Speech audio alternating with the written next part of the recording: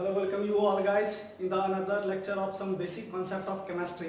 तो class 11th के इस लेक्चर में आज हम लोग देखने वाले हैं कि मोल क्या होता है, राइट। तो आपको पता होगा कि जैसे कि मीटर हम बोलते हैं, तो मीटर क्या होता है, एक यूनिट होता है, ऐसा यूनिट है किसका, लेंथ का, राइट। तो वैसा ही जो आपका मोल है ये क्या होता है, ऐसा यूनिट किसका, अमाउंट ऑफ सब्सटेंस का, राइट। किसका ऐसा यूनिट है, अमाउंट ऑफ सब्सटेंस। तो ये आपने पढ़ रखा है कि अमाउंट ऑफ सब्सटेंस क्या होता है, फिजिक्स में भी आपने पढ़ा होगा। क्या होता है, fundamental physical quantity. Amount of substance क्या है, पूछ रहे हो व्हाट इज दिस। तो ये आपका क्या है, फंडामेंटल फिजिकल क्वांटिटी। ये जो फंडामेंटल फिजिकल क्वांटिटी है, अमाउंट ऑफ सब्सटेंस, उसी का जो ऐसा यूनिट होता है, उसी के ऐसा यूनिट को क्या बोलते हैं, मोल बोलते हैं, राइट। तो जैसे हम आपको 1 मीटर बोलते हैं, राइट, ये क्या है, लेंथ का ऐसा यूनिट है, तो आप समझ जाते हो 1 मीटर मतलब क्या होगा, सम लेंथ होगा, कुछ लंबाई होगी। सिमिलर टाइप ऑफ जैसे हम बात करते हैं 1 मोल की, व्हाट डज मीन बाय 1 मोल, तो it is a collection of 6.022 into 10 to the power 23 particles. अब पार्टिकल्स यहाँ मतलब केमिस्ट्री में पार्टिकल्स कहने का क्या मतलब, आपने फिजिक्स में भी पार्टिकल्स सुना हो। यहाँ जो मैंने पार्टिकल्स की बात करेंगे वो हो सकता है आपका एटम हो सकता है आपका मॉलिक्यूल हो सकता है कोई आयंस हो सकता है इलेक्ट्रॉन हो, प्रोटॉन हो, न्यूट्रॉन हो, या कुछ भी हो सकता है, कोई भी पार्टिकल इस तरह के। तो उसको हम लोग क्या बोलेंगे, 1 मोल। क्या बोलेंगे, 1 मोल, राइट। 1 मोल मतलब ध्यान रखना है ये नंबर, राइट। और इस नंबर को हम लोग बोलते हैं एवोगाड्रोज नंबर। ये जो नंबर होता है, ये नंबर आपका क्या कहलाता है, एवोगाड्रोज नंबर। और इसको हम लोग दिखाते किससे हैं, एन से, राइट। तो यहाँ हम क्या बोल सकते हैं, एवोगाड्रोज नंबर को किससे दिखाते हैं, Na से। और ये Na का वैल्यू कितना होता है, 6.022 into 10 to the power 23, right. तो ध्यान रखिएगा 1 मोल मतलब क्या हो गया, एवोगाड्रोज नंबर के इक्वल अगर कोई पार्टिकल है तो उसी को क्या बोलेंगे हम लोग, 1 मोल बोलेंगे। सिंपल सा कॉन्सेप्ट है। इसको आप इस एनालॉजी से समझ सकते हो, जैसे मैं बोलता हूँ 1 डजन, तो 1 डजन मतलब क्या होता है, कलेक्शन ऑफ 12 पार्टिकल्स या 12 आइटम्स। कोई भी 12 आइटम रहेगा तो उसको क्या बोलेंगे, 1 डजन बोलेंगे। जैसे 1 सेंचुरी बोलते हैं, मतलब क्या होगा, कलेक्शन ऑफ 100, कोई भी चीज जैसे 100 होती है उसको क्या बोलते हैं, 1 सेंचुरी बोलते हैं। तो सिमिलरली 1 मोल भी क्या होगा, इसका कलेक्शन होगा, राइट। तो अब बात आती है सर हम लोग ये मोल को फाइंड कैसे कर सकते हैं, मोल का निकालने का तरीका क्या है, राइट। तो अपने पास कुछ बेसिक तरीके हैं, 3 तरीके मैं बताऊंगा मोल निकालने का। एक जब आपको गिवन नंबर ऑफ पार्टिकल्स दिया रहे, एक बार जब आपको गिवन मास दिया रहे, या आपको कभी वॉल्यूम दिया रहेगा किसी भी गैसियस चीज के लिए। तो इन तीनों तरीके से हम लोग मोल्स फाइंड करते हैं, राइट। बट उससे पहले एक बेसिक सा कॉन्सेप्ट है एटॉमिक मास यूनिट का, राइट। तो जैसे आपको पता है कि लेंथ का यूनिट मीटर है, और 1 मीटर किसको बोलते हैं, किसी ने एक बार क्या किया, इस लंबाई को मान लेगा, इसको क्या बोलेंगे, 1 मीटर बोलेंगे, राइट। वो एक अपना एजम्पशन था, किसी ने एज्यूम किया। तो सिमिलरली जो है 1 एटॉमिक मास यूनिट जो है, इसको भी एज्यूम किया गया, और इसके लिए एक स्टैंडर्ड जो एटम होता है उसे कार्बन 12 को लिया गया। यहाँ ध्यान से। तो अगर हम बात करें एटॉमिक मास यूनिट की, कि हम लोग एटॉमिक मास यूनिट को डिफाइन कैसे करेंगे, तो उसके लिए अपने क्या क्या एक स्टैंडर्ड एटम दिया, पहले उसको डिफाइन करने से पहले कि इसी के बेसिस पे हमें उसे क्या करना है, डिफाइन करना है। तो डिफाइन क्या किया गया, 1 mu किसके बराबर होगा, 1/12 part of mass of 1 C12 atom. तो पता है कि कार्बन में क्या होता है, अलग अलग आइसोटॉप्स होते हैं। तो उन आइसोटॉप्स में जैसे आपको पता हो, कार्बन 12 भी होता है, कार्बन 13 भी होता है, कार्बन 14 भी होता है। इसमें जो आपका C12 एटम है, इसी की बेसिस पे क्या किया गया, इसको डिफाइन किया गया कि 1 mu इक्वल टू क्या होगा, 1/12 into mass of 1 C12 atom, या C12 आइसोटॉप आप बोल सकते हो। और पता है कि 1 C12 एटम का मास जो होता है 1.9926 होता है, 268 होता है। तो इसे देख सकते हो, मैं इसको डायरेक्ट लिख रहा हूँ, into 10 to the power -23 gram, into 10 to the power -23, right. तो अब ये पूछ सकते सर ये तो मास काफी छोटा है, इस मास को निकाला कैसे गया। तो ये जो वैल्यू है जो फाइंड किया गया, उस डिवाइस को हम लोग बोलते हैं स्पेक्ट्रोमीटर, राइट। जब आप फिजिक्स में पढ़ोगे अलग अलग ऑप्टिकल डिवाइसेस और अलग अलग इलेक्ट्रॉनिक्स डिवाइसेस की, तो वहाँ पढ़ोगे स्पेक्ट्रोमीटर क्या होता है, राइट। एक मॉडर्न डिवाइस है जिससे आप किसी भी फाइन से फाइन पार्टिकल का मास क्या कर सकते हो, पता कर सकते हो, राइट। तो उसी को यूज करके क्या किया गया, आपको C12 का मास फाइंड किया गया। तो अब देखिए 1/12 इंटू, जब आप इस वैल्यू को डिराइव करोगे तो यहाँ पे आ जाएगा 10⁻⁻24, राइट। तो क्या लिखो 1/12 भाई 1.9 है, डेसिमल जरूर खींचेगा, तब चेक करोगे कि कितना आ जाएगा 10⁻⁻24, 1.67 इंटू 10⁻⁻24 ग्राम, राइट। तो क्लियर है कि 1 AMU किसके बराबर हो गया, 1.67 इंटू 10⁻⁻24 ग्राम के। तो यहां से देखिए जैसे ही हम बात करेंगे 1 ग्राम किसके बराबर होगा, right. Sorry this is your AMU। तो अगर यहां से हमें 1 ग्राम का मास निकालना तो हम कैसे इतना है, इसमें क्या लिख सकते हैं, यहाँ पे मैं लिख दे रहा हूँ कि 1.67 इंटू 10⁻⁻24 ग्राम किसके बराबर है, 1 AMU के बराबर है, राइट। क्लियर। तो 1 ग्राम किसके बराबर होता है, 1 ग्राम को हम लोग क्या लिख सकते हैं, ऐसे डिवाइड हो जाएगा 1/1.67 इंटू 10⁻⁻24 AMU।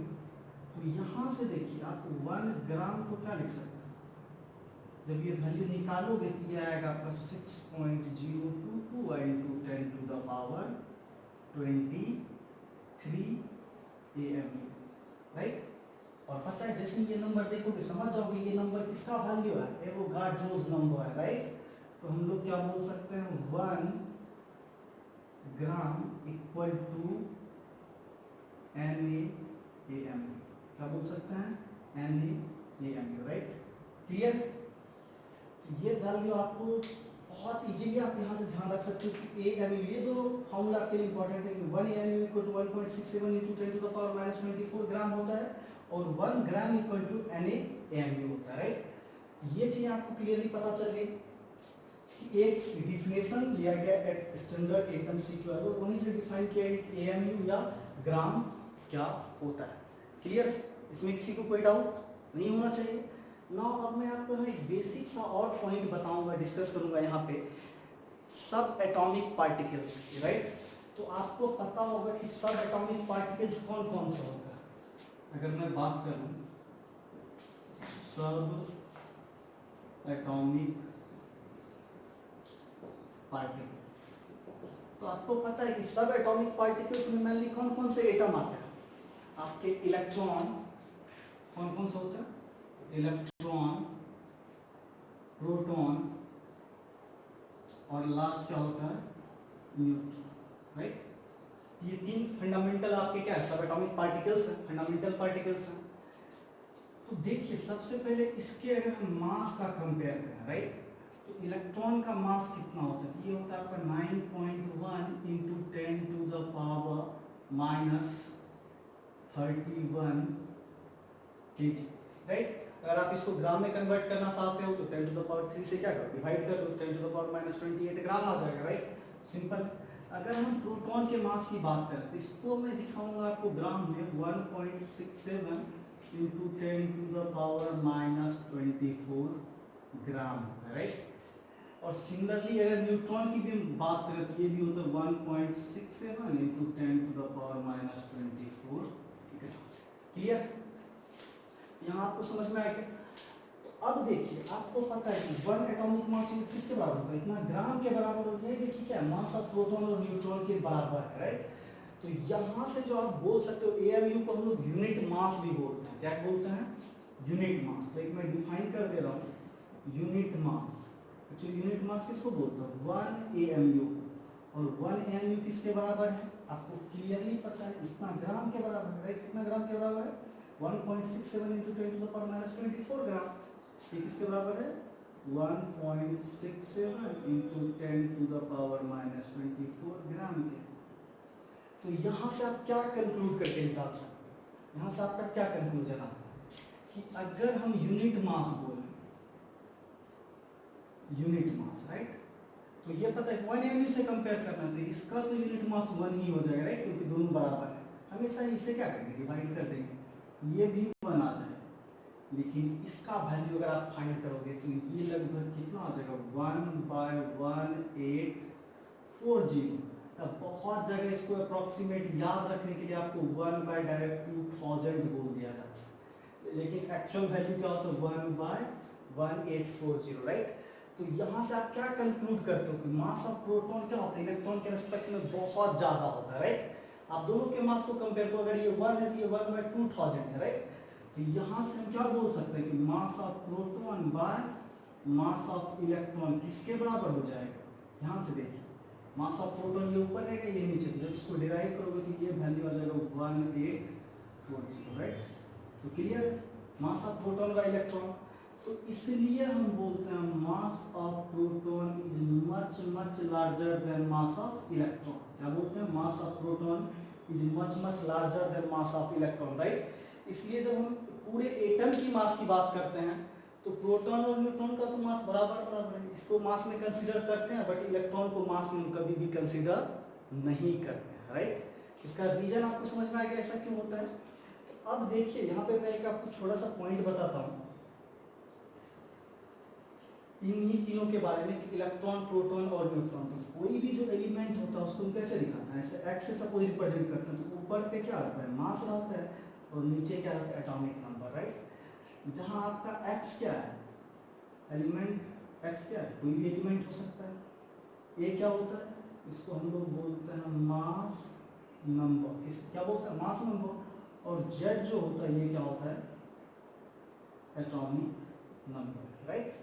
तो यहाँ से आपको पता है कि जेड किसके बराबर होता है पी के, राइट। जितना एटॉमिक नंबर रहेगा, राइट, उतना ही उसके पास क्या रहेगा प्रोटॉन, उतना ही क्या रहेगा प्रोटॉन रहेगा, राइट। और देखिए जो ए है एटॉमिक मास, राइट, या मास नंबर जो आप बोल रहे हैं ये किसके बराबर होगा, पता है कि प्रोटॉन और न्यूट्रॉन का तो मास ऐड करेंगे, लेकिन इसको ऐड करने का कोई फायदा नहीं, क्योंकि जैसे आप कंपेयर करोगे कि mass of proton plus mass of electron plus mass of neutron, तो पता है कि ये वैल्यू इस इन दोनों के रेस्पेक्ट में क्या हो जाएगा जीरो हो जाएगा, राइट। इसलिए डायरेक्टली हम लोग यहाँ पे सिर्फ क्या लिखते हैं P प्लस एम, राइट। हम लोग इलेक्ट्रॉन को ऐड नहीं करते हैं। ये क्लियरली समझ में आएगा, ए किसके बराबर होता है P प्लस एम और जेड किसके बराबर होता है P के बराबर, राइट। तो अब यहाँ से ध्यान से देखिए, अगर आपसे पूछा जाए, जैसे मैं C12 भी लिख देता हूँ, कार्बन ये 12 हो गया और ये 6 हो गया, एटॉमिक नंबर कितना होता है 6, दैट मीन्स ए का वैल्यू कितना आ जाएगा 12 और जेड का वैल्यू कितना आ जाएगा 6। तो पता है कि जेड किसके बराबर है पी के बराबर, और ये किसके बराबर है ए प्लस एम के बराबर, सॉरी पी प्लस एम के बराबर, राइट। तो यहाँ से पी का वैल्यू कितना निकल गया 6, और जब इस इक्वेशन में पी का वैल्यू 6 रख दोगे that means 12 equal to 6 plus M, तो आपको एम का भी वैल्यू निकल जाएगा यहाँ पे 6, राइट, क्लियर। तो किसी भी एटम के अंदर कितना प्रोटॉन होता है या कितना न्यूट्रॉन होता है हम आसानी से फाइंड कर सकते हैं। और नौ अगर आपको प्रोटॉन निकल गया तो आपको पता है कि किसी भी एटम में प्रोटॉन और इलेक्ट्रॉन क्या होता है बराबर नंबर में रहता है। तो यहाँ से हम ये भी बता सकते हैं उसके पास कितना प्रोटॉन रहा होगा और कितना इलेक्ट्रॉन रहा होगा, राइट।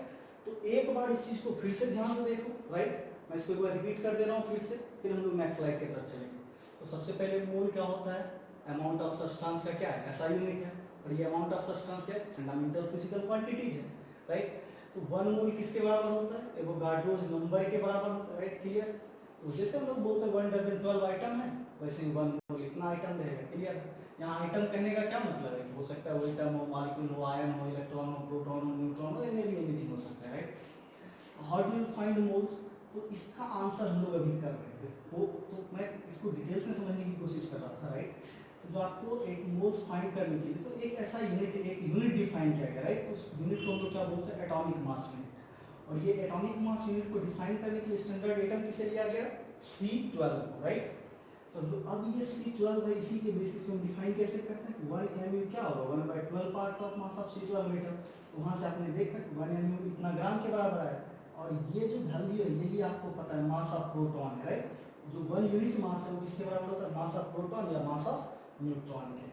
तो इसी और फिर हमने 1 ग्राम को AMU में और 1 AMU को ग्राम में, ये दोनों तरीका बताया कि 1 ग्राम इक्वल टू कितना AMU होता है ये पूछ सकता है, कितना 1 AMU कितना ग्राम के बराबर हो सकता है, आप इसे आसानी से ध्यान में रख सकते हो। तो यूनिट मास से अगर हम कंपेयर करते हैं तो इलेक्ट्रॉन का मास इतना हो जाता है, प्रोटॉन का मास इतना और न्यूट्रॉन का मास इतना। तो इसलिए पता है कि टोटल मास अगर हमें इतना हो तो प्रोटॉन न्यूट्रॉन और इलेक्ट्रॉन तो हम लोग इलेक्ट्रॉन के मास को क्या कर देते हैं, नेग्लेक्ट कर देते हैं, क्योंकि ये क्या होता है, बहुत ही कम होता है as compare to proton and neutron. वो कितना गुना कम होता है, आप 10th तक स्टैंडर्ड में देखोगे तो डिटेल्स नहीं है, इसलिए आपको 1/2000 ही 10 तक में दिखता है। जैसे ही आप 11 12 में जाओगे तो आपको क्लोजली वैल्यू कितना याद रखना है, एग्जैक्टली 1/1840, राइट, क्लियर है। देखो एक्चुअली टू द पॉइंट जाओगे तो 1836 ही होता है, बट हमें इतना आसान रहेगा याद रखना ना। अब जो यूनिट मास है वो आपको पता हुआ नहीं, इतना ग्राम, इसी से हमने कंपेयर करके सारी चीजें डिस्कस की। अब जो कोई एलिमेंट का रिप्रेजेंटेशन हो तो ऊपर कहीं भी लिखा जाए, चाहे लेफ्ट हो या राइट हो, अगर ऊपर पे लिखा हुआ है तो मास नंबर है और नीचे लिखा है तो एटॉमिक नंबर। तो वहां से हमने कितना प्रोटॉन होता है, कितना न्यूट्रॉन होता है, कितना इलेक्ट्रॉन होता है किसी एटम में, हम ये फाइंड कर सकते हैं। जैसा कि हमने अपना जो स्टैंडर्ड एटम है C12 उसी के बारे में देखा, उसके पास 6 प्रोटॉन है, 6 न्यूट्रॉन है और 6 इलेक्ट्रॉन होगा, राइट, क्लियर। चलिए अब हम लोग नेक्स्ट स्लाइड में चलेंगे और डिटेल्स में देखेंगे एटॉमिक नंबर और मास नंबर को, राइट।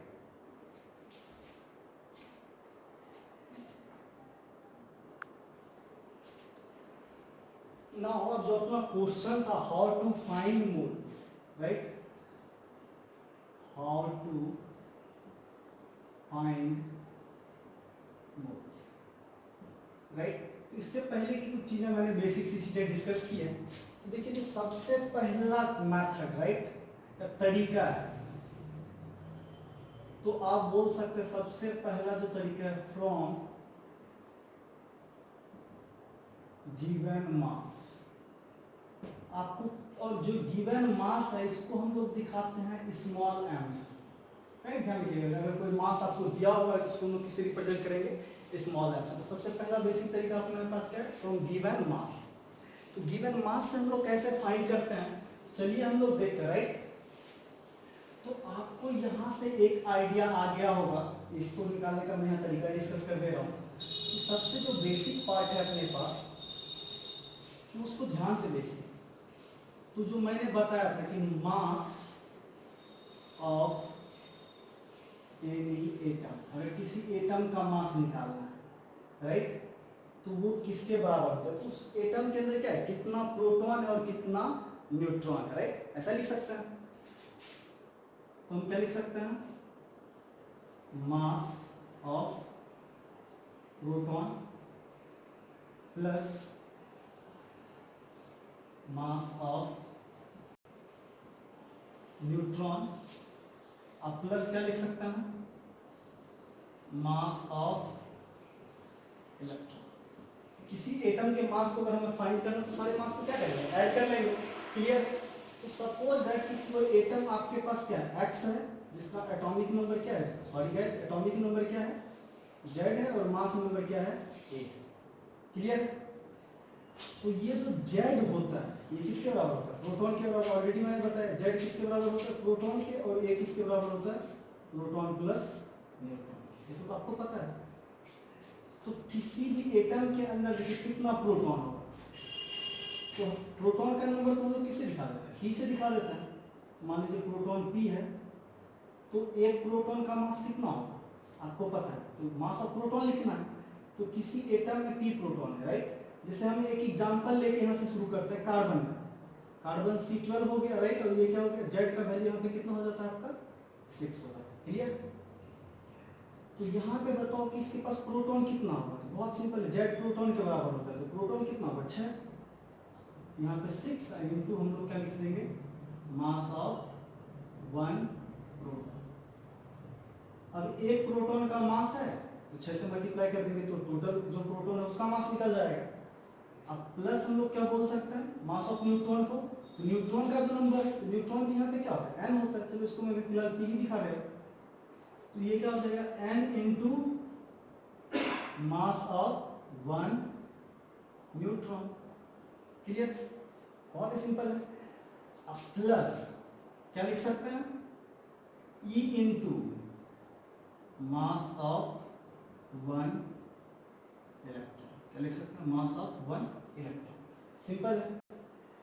अब देखो मास ऑफ प्रोटॉन किसके बराबर होता है, 1 AMU के, तो ये क्या हो जाएगा, p इंटू 1 AMU, तो p AMU बोल सकते हैं, प्लस ये n है, राइट, तो ये क्या होगा न्यूट्रॉन, तो न्यूट्रॉन का भी मास कितना होता है 1 mu ही होता है। कितना होता है, एक न्यूट्रॉन का मास कितना होता है 1 mu होता है। अब प्लस ई, अगर मास ऑफ 1 इलेक्ट्रॉन बोले तो आपको पता है 1/1840 AMU होता है। क्लियर है? तो अब देखिए AMU तो सब जगह कॉमन आ जाएगा, राइट? ये क्या हो जाएगा P plus N plus E by 1840 AMU। Clear है? यहाँ सब देख सकते हो। अब इस चीज को बताओ कि अगर हम कार्बन का ही बात ले लें, एग्जांपल फॉर एग्जांपल, अगर ये किसके बराबर हो जाएगा mass of any atom, right? तो अगर हम कार्बन की बात करें तो ये 12 होता है, ये 6 होता है, तो यहाँ पे कितना हो जाएगा 6 प्रोटॉन होते हैं, 6 न्यूट्रॉन होते हैं और 6 इलेक्ट्रॉन होते हैं। 6/1840। तो अगर इसको डिवाइड करके भी देखो तो 1/300 होगा। 18 में 1/300 ऐड भी कर दें तो ये वैल्यू क्या हो जाता है, नेग्लिजिबल हो जाता है। क्या हो जाता है, नेग्लिजिबल हो जाता है, राइट? तो इसीलिए हम इसको क्या बोल सकते हैं P प्लस N, इसको हम लोग क्या कंसीडर कर लेते हैं 0। तो ये किसके बराबर हो जाता है, सिर्फ P plus N into AMU, right? तो P प्लस N को ये क्या बोलते हैं, A बोलता है, AMU। तो ध्यान रखिएगा जब भी आपको मास ऑफ एनी एटम पूछा जाए, किसी एटम का मास, तो उसको हम लोग किस में दिखाते हैं, उसके एटॉमिक मास को AMU में दिखा देते हैं, राइट? क्लियर? चलिए अब इसको हम लोग अब समझते हैं। यहाँ ये चीज एक बार लिख लो, मैं इसको मिटा दे रहा हूं।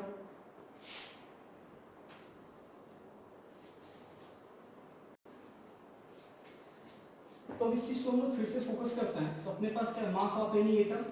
तो जब भी आपको यहाँ ध्यान रखिएगा, तो एनी एटम की जगह हम बोल सकते हैं सिंपली 1 एटम। जब भी किसी एक एटम का मास पूछा जाए, ये आपको पता है क्या होता है, मास नंबर इनटू 1 AMU। उसको किस में दिखा देना, 1 AMU में दिखा देना, राइट?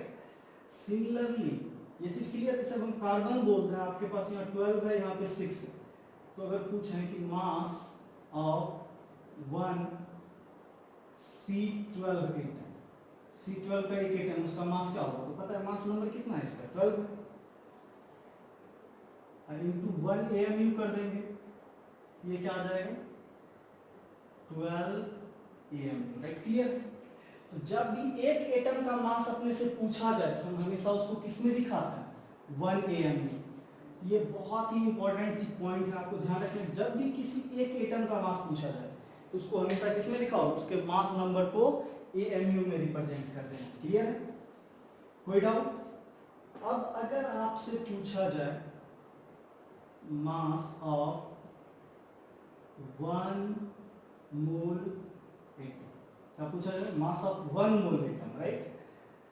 तब इसके लिए फॉर्मूला होता है तो सिंपली मास नंबर इनटू 1 ग्राम।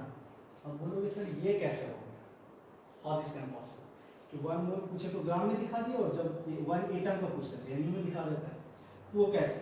तो देखिए हम लोग यहाँ पे चेक करते हैं। जब भी हम बोल रहे हैं मास ऑफ, मैं कार्बन 12 ले रहा हूँ, 1 मोल C12 एटम, 1 मोल C12 एटम की अगर हमसे मास पूछा जाए